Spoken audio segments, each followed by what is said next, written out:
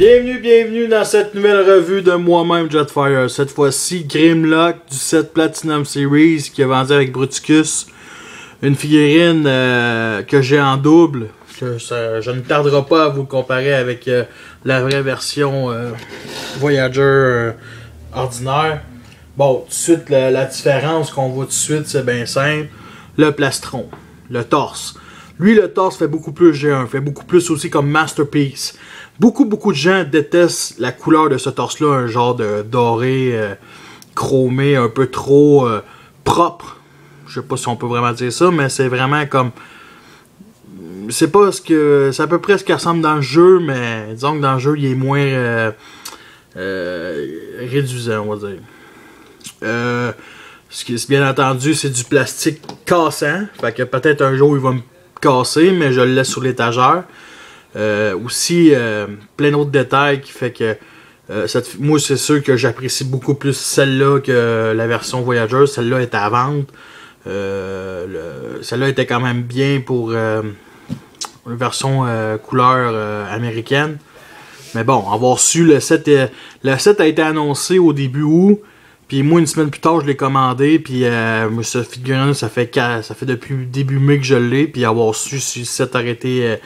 je l'aurais pas acheté si le set aurait montré avant. Bon, c'est ça. Comme je vous dis, le plastron, la tête, pas tant que ça.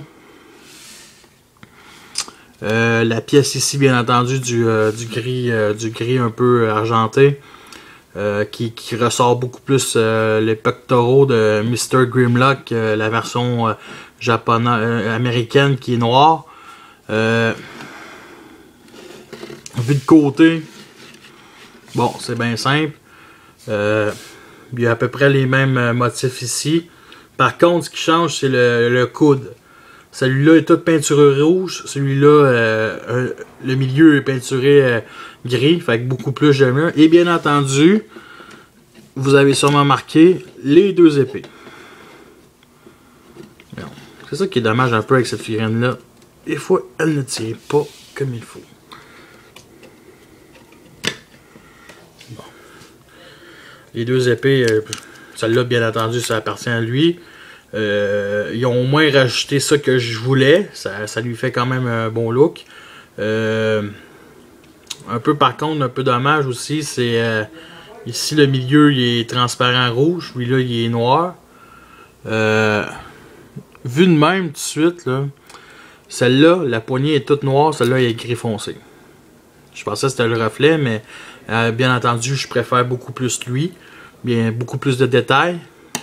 Je pense que vous êtes d'accord. Bon. On peut le mettre comme ça. Bon, à part ça, les autres détails, c'est sûr que les autres détails, c'est à peu près... le bouclier est pareil. Pas grand chose de bien différent. C'est surtout le chrome. Puis les pièces argentées. Bon, vue de dos. On en remarque tout de suite. Wow. Et on se tient mal.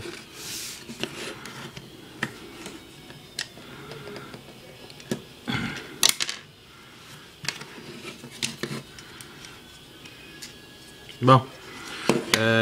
Ici, des petites couleurs, des petites touches rouges. Ici, il n'y a aucune couleur. À peu près ça. Bon.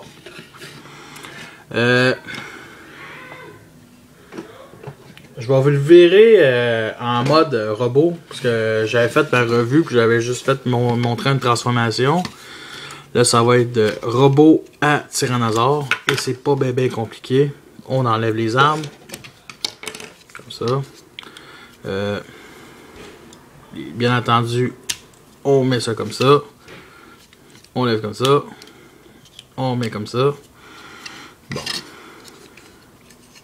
Cette pièce-là, on la sort. On la clipse comme ça. Les jambes.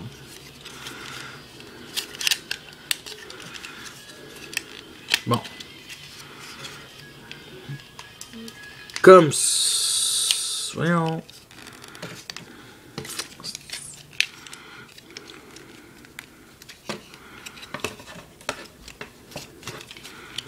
Là, il veut vraiment pas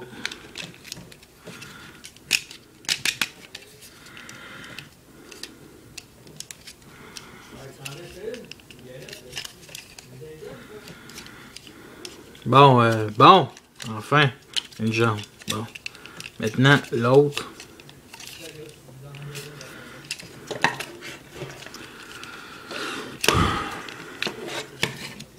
Je suis vraiment extrêmement impatient avec, voyons. Bon. Bon, comme ça, comme ça. On clipse comme ça.